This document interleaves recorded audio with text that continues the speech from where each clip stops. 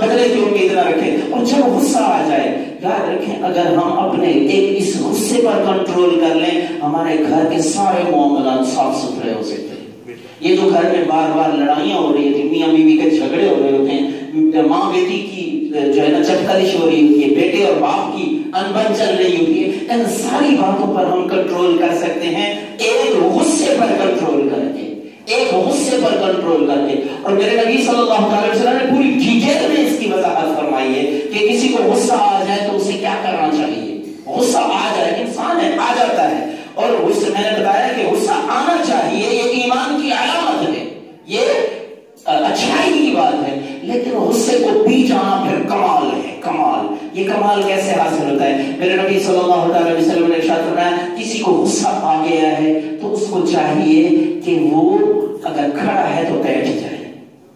دیکھیں اب ڈیٹیل میں سٹیپ بائی سٹیپ میرے نبی سمجھا رہے ہیں، ہر چیز سمجھائیے، شارع ہیں، شریعت بتانے والے ہیں، لیکن اس طرح کی باتیں بھی میرے نبی نے بتائی ہیں۔ میں کہا کرتا ہوں کہ اسلام وہ چیز ہے کہ کوئی سٹیپ آف لائف، زندگی کا کوئی قدم ایسا نہیں ہے جس میں اسلام نے رہنمائی نہ کی ہو، کوئی بھی ایسا قدم نہیں ہے، لیکن ہم نے اسلام کو پڑھا ہی نہیں ہے، ہم نے اپنانے کی کوشش ہی نہیں کی ہے۔ میرے نبی صلی اللہ علیہ وسلم نے فرمایا کسی کو غصہ آ گیا ہے، کھڑا ہے تو بیٹھ جائے، غصہ کم ہو جائے گا،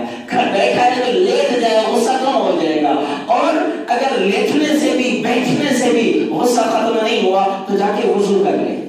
وضو کر لے۔ غصہ آگ ہے اور جب اس پہ ٹھنڈا پانی جائے گا تو غصہ صاف ہو جائے گا، ختم ہو جائے گا، اور اگر وضو کرنے سے بھی اس کا غصہ نہیں گیا، غسل کر لے، نہا لے، غصہ ختم ہو جائے گا۔